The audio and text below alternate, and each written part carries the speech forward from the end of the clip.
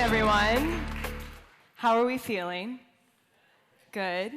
That's usually the answer when I ask that question, how are we feeling? Good.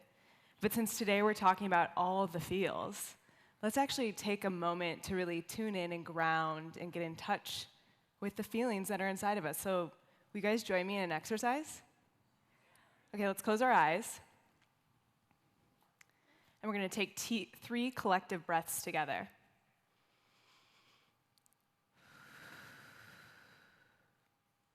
Breathe in.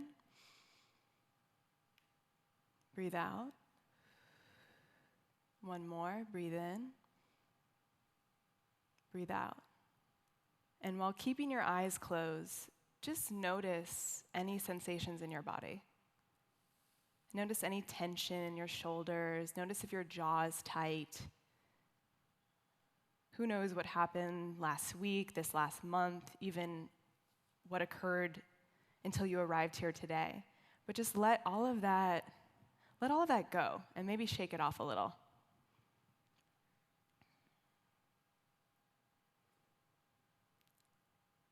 And then when you're ready, go ahead and open your eyes.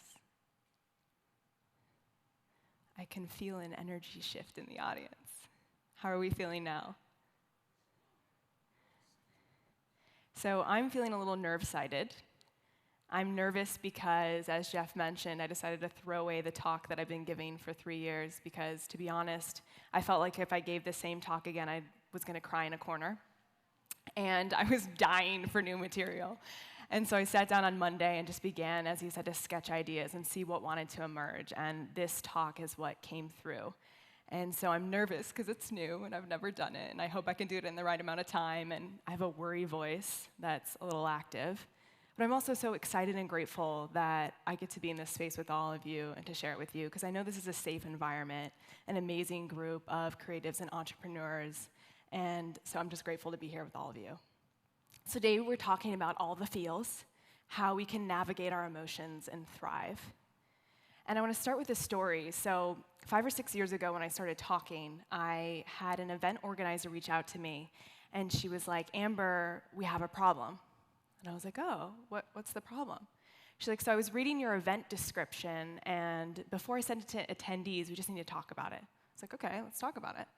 She's like, so what's all this about, like, feeling your feelings and, like, getting to know your anxiety and turning towards your fear? Like, that's too heavy. We can't say that. We're going to freak people out. And she's like, can't you just talk about joy and happiness without all the heavy stuff? And I laughed because the reason why I see so many people struggling with experiencing happiness and joy is because they're doing exactly what she asked me to do. They're avoiding and ignoring the uncomfortable parts of the journey. And so I'm grateful that today, places like this and organizations want me to talk about feelings. And it tells me that mental health and emotional health is becoming less and less taboo and more for everyone. Because we all face ups and downs, we all go through struggles. There's so much uncertainty and unknown, and it's natural to have the ebbs and the flows, and it's important to learn how to navigate those hills and those valleys. And when we look to popular culture, I'm grateful for how people are stepping up to destigmatize this conversation. We have people like Adele, who once said she was so afraid of audiences and getting on stage that she snuck through a fire escape at one of her concerts. And I remember when I heard this interview, I found this really relieving because I used to get panic attacks before getting on stage, and I once took a shot of tequila before I got on stage, thinking it would help me feel better. Took the edge off a little. Not the healthiest, but you gotta do what you gotta do. Or we have people like Prince Henry, who said that after his mom died, he spent his life saying, I'm fine. I'm fine, I'm fine, I'm fine. And he shut down his emotions, and he didn't really feel what was there to feel. And it made me think, how often do we say, I'm fine, when we're not actually fine? And then there's Beyonce, who has openly talked about burnout and anxiety, and she was in such the hustle and the grind that it got to a point where she didn't know what day it was, what city she was at. She said she was in the audience for award ceremonies, winning an award, thinking about our next performance, not even able to be present and be there.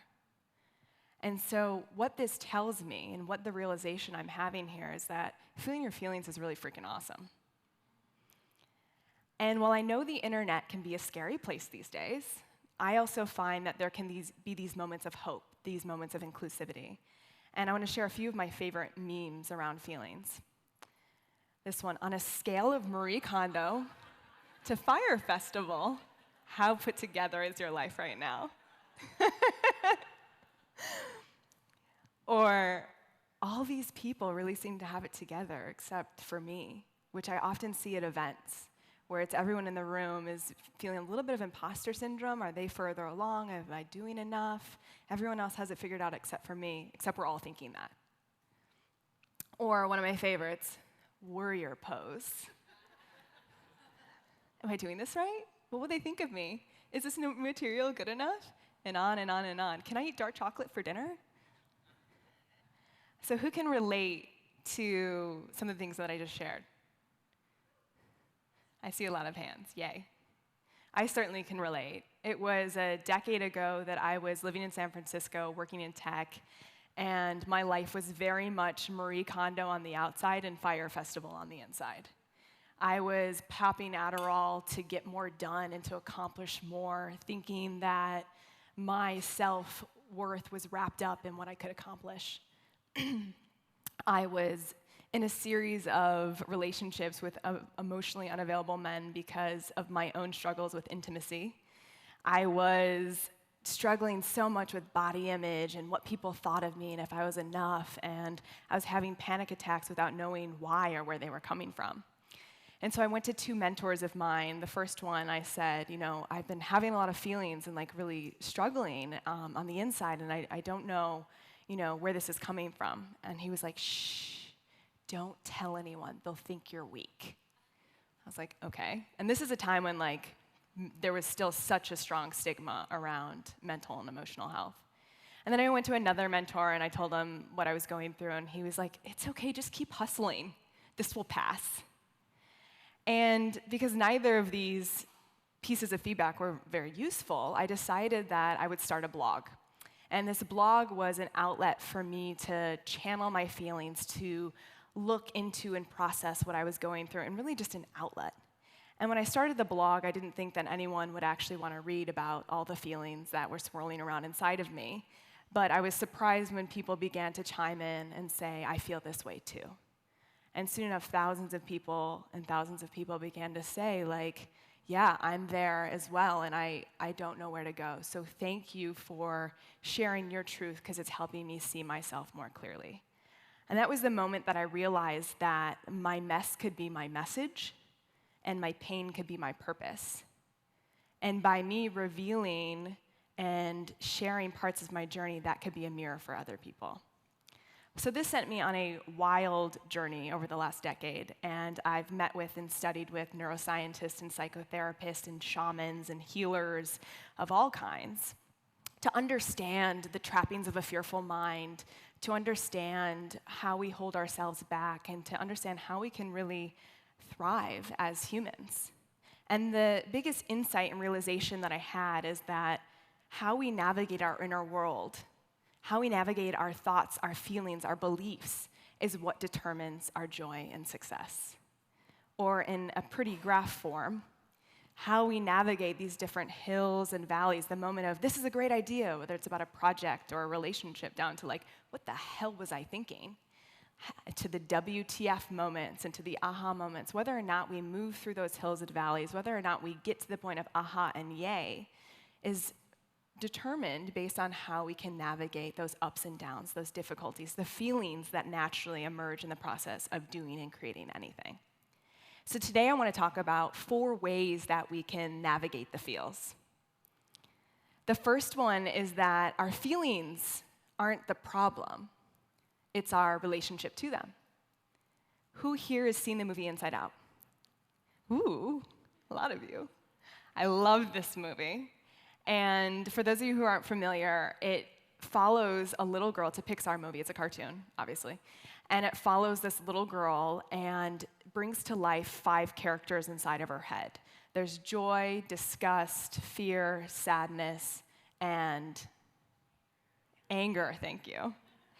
And in this scene, it's the first day of school, and Joy is like, first day of school, yay, yay, yay. And all of a sudden, sadness walks in the scene and is like, but I'm so sad. And Joy's like, oh, hell no. Joy's like, she didn't say that, but that's my interpretation of it. Joy's like, come here, sadness, and takes sadness and puts sadness in a circle of chalk and says, don't leave here because you're not going to sabotage my first day of school. And I love this moment because it makes me think, how often do we do that to our uncomfortable feelings? How often do we take fear and put it in a chalk circle, sadness in a chalk circle, anxiety in a chalk circle, doubt in a chalk circle? Stay here so you don't sabotage me. When again, it's not the feelings that are the problem, it's how we relate to those feelings. It's not anger, it's not shame, it's not anxiety, it's not sadness that are the enemy. It's how we relate. And so the question we get to ask ourselves is, how do I respond when I feel these uncomfortable emotions? And we can respond in both toxic and useful ways. We can avoid it through work or even the belief that it doesn't matter, or we can acknowledge it. We can realize, hey, okay, I'm feeling something right now. I'm just going to notice it and acknowledge it. We could suppress it. We can push it down. I, for a long time, took a lot of heartbreak and put it in a box and stored it on the 3rd shelf of my closet thinking it would go away, but it only increased in size. Or we can embrace our emotions and realize that they're there with a message and they have something for us. We can become the emotion. We can let it take over our system. Let it be who we think we are. Or we can learn to witness and observe emotions as they come and go. We can numb them, sex, drugs, alcohol, social media, or we can feel what's there to feel. And we can project, we can take it out on other people, or we can channel what we feel into creating something useful. So when I talk about how we relate to our emotions and feeling our feelings, people often ask me, like, how the heck, which is actually usually how the F, do I feel my feelings? Like, people are talking about this, but I don't even know what that means or how to even start and begin that. Well, I've created what I call the path. And we actually started today beginning to even tap into this framework and this process. And the path is, if you're feeling an uncomfortable emotion, you can pause, take 3 deep breaths, acknowledge and notice, what am I feeling? Tune in, what is it that I need right now? Why is this coming up? If the emotion could talk, what would it say? And then we can have a heart-to-heart with ourselves. We can honor what's coming up and honor what we need in that moment and meet that need. Because the lifespan of an emotion, the physiological process of it moving through us actually lasts only 6 to 90 seconds, research shows. This means that when we feel something, it'll move through our system in 6 to 90 seconds. Which begs the question then, why does it feel like sometimes it lasts so much longer? And it's because the story that we create, the meaning that we create about that feeling or the situation that triggered the feeling is what could last forever. And this is why it's important to just be aware of the stories that we create in our lives, the meaning that we make. What happens? Something happens. We make it mean something, and that becomes the story that drives our lives. What happened? Guy broke up with me. What I made it mean? I'm unlovable. How it made me feel? Unworthy. Or what happened? I got harsh feedback on something. What I made it mean? I'm not good enough. What that had me feel? Like I should give up. Those are the sort of cycles that we can turn and turn and turn in, and they can take over our lives. So the second way to navigate the feels is realizing that emotions are road signs, not roadblocks. People often come to me and they say, like, I don't want to feel my feelings because it's getting in the way of my productivity.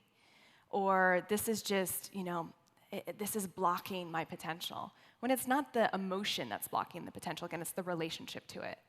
So I want to walk through a few examples of emotions and what they might be signaling. And this is by no means like the exact way. I'm giving a few examples of what came up for me and what I've seen come up for people. But the idea here is this is a framework for you to decide what the signal is for yourself. So let's say the emotion is overwhelm. Who here has felt overwhelmed by a project? All right, everyone in the room. The situation is maybe there's too much on our plate. And so the signal of overwhelm is, hey, it's time to prioritize. Or envy. Who here has felt envy of someone else's success? Everyone again, just about.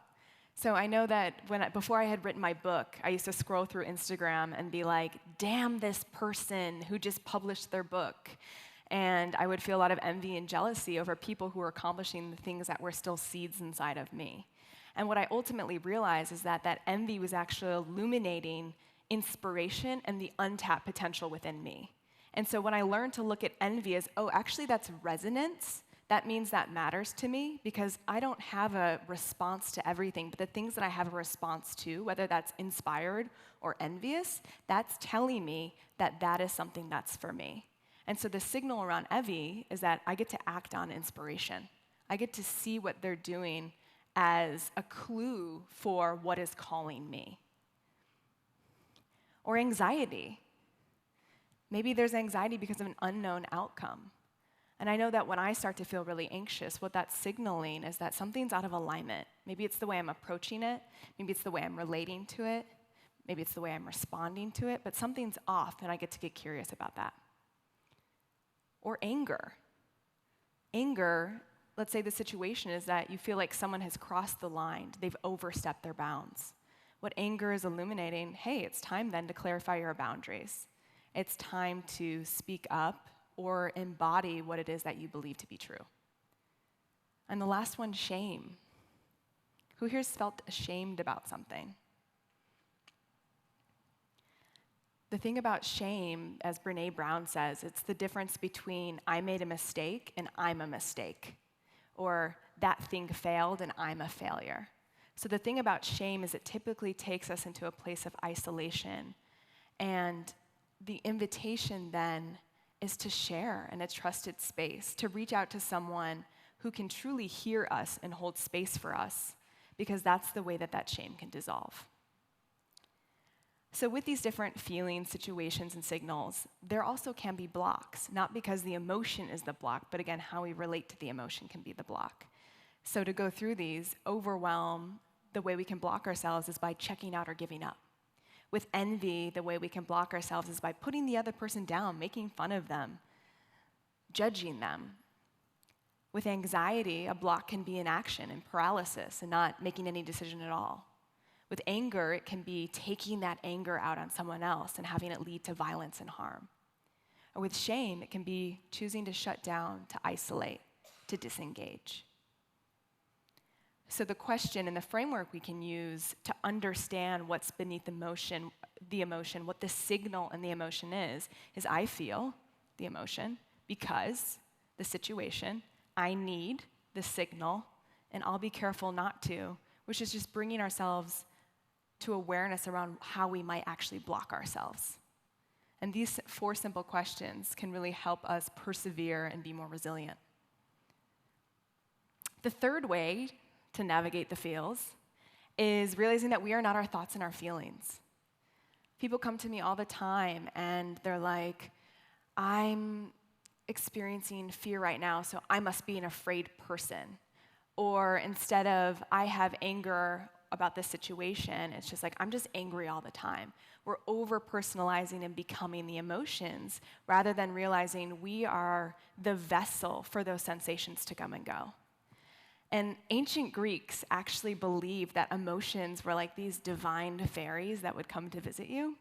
So it would be like, oh, anger is visiting me today. What message does anger have for me? Or fear is visiting me for today. What does fear want me to know? Or the muse is visiting me today. What am I going to create with the muse? And while I don't know if I believe that there are these divine fairies that come to visit us, I do think there's something really healthy about the idea that an emotion isn't a visitor, because it allows us to be objective, it allows us to have distance, and it allows us to understand the signal beneath the emotion.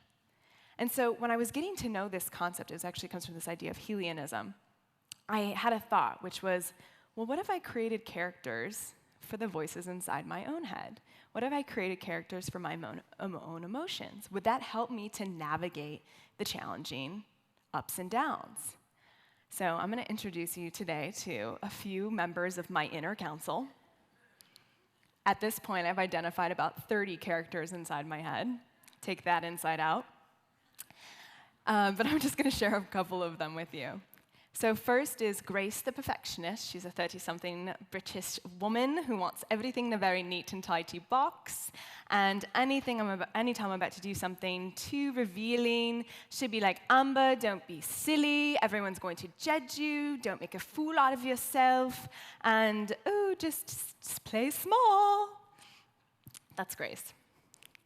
Then I have Doc, who, of course, went to Harvard. And Doc is like, Amber, you're talking about emotions, but you don't have your doctorate like me. Are you sure you have a seat at the table? And then there's anxious Annie, who's just like freaking out all the time, and like everything's gonna fall apart and be terrible, and oh my God. And the way that I've learned to navigate these different characters, first it was creating that character and realizing, okay, I'm not Annie. Annie's just a part of me that's acting out and wants my attention. Or Doc is not a part of me, but he's probably a voice I borrowed from society of who I think I needed to be who I am. Or Grace actually is kind of a family member of mine, but we'll keep her name out of this. But going back to the framework earlier, the path to really learn to work with these emotions is similar, except instead of calming ourselves down, we're actually calming the characters down. And so we can pause, take a breath. So to give a story around this, when I was writing my book, like every other sentence, Grace was like, don't say that. They're going to judge you. And I was like, I'm not gonna get through this book. I had 3 months to write my book. And so I was like, okay, I'm gonna try the path. So I was like, Grace, okay, I've taken a breath, acknowledge, Grace, I see you. It's okay, you're welcome here. Like, what's going on? What is it that you want me to know? And Grace would be like, I just feel very uncomfortable with this story that you're sharing. And I was like, oh, why is that? We started to like tune in and have a conversation. What do you need? What's happening? And she'd be like, well, I just want to know that you're going to really put a lot of thought into this, and that I really want just like a masterpiece. I want a really great piece of work. And I was like, Grace, we're on the same page. I want to create something masterful as well. But the thing is I have to create a lot of shitty drafts before I get to something great. And so I need you to calm down when I'm on the second sentence.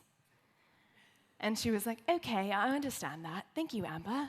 And then I told her that I needed her to go get massages and pedicures and manicures until she could come back and offer any editing advice. And so through that, it worked. Suddenly I was able to write because I was able to calm down this like inner anxious part of me. And what I found is that once I'm able to label these characters, have conversations with them, tame them, I'm able to tap into a deeper, truer voice. And I call her Truth, the sage goddess guide. And she's my inner wisdom. She feels like my sense of wise truth. And in her arms, she's holding Ella, who I refer to as my inner child, because they've now come into harmony. Ella is no longer throwing tantrums or acting out.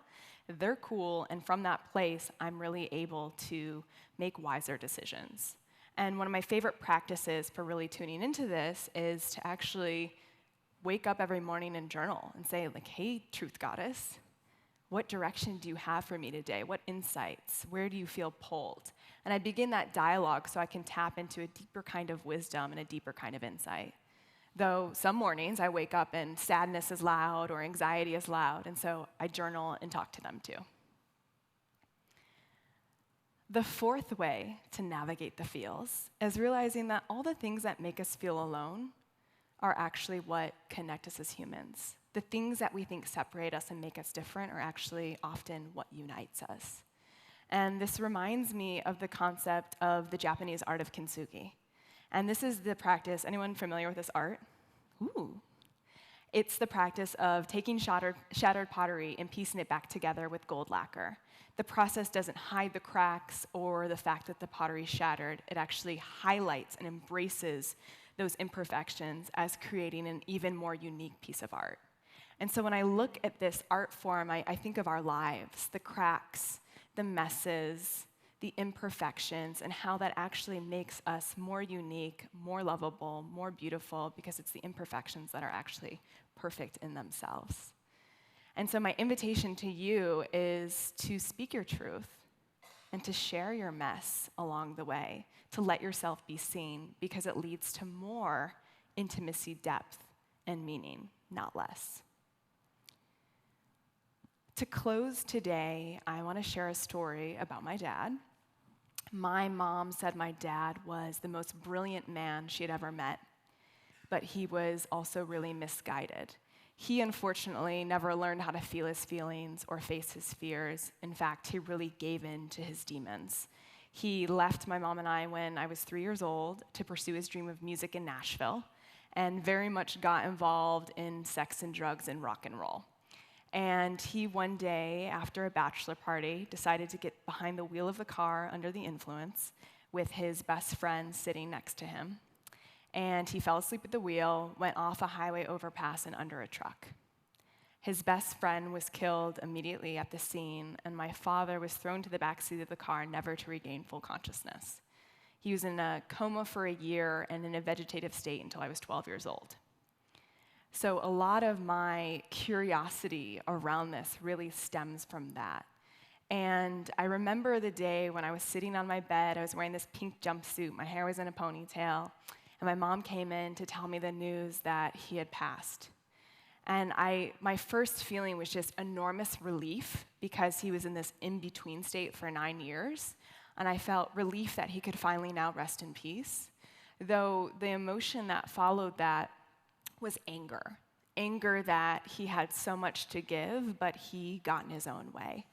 And maybe it was Oprah, or maybe it was a sliver of my intuition, but what I wrote next in my journal, I started journaling young, was, "Don't die with your gifts still inside." And this really became a rallying cry for me and a mantra to live by. And it's something that I had to confront myself in my early 20s when even though mine was masked in career and accomplishment and success, I too was not facing my fears or my demons. And I had to come to terms with that and really learn to face the more challenging aspects of life. So I'm going to close with a quote by Todd Henry in the book Die Empty. He says, "The most valuable land in the world is not Manhattan or the oil fields of the Middle East or the gold mines of South Africa. The most valuable land in the world is in the graveyard, because in the graveyard are buried all the unwritten novels, never launched businesses, unreconciled relationships, and all the things that I thought, I'll get around to that tomorrow. One day, however, their tomorrows ran out." So I leave you with the idea of, please don't let your tomorrows run out.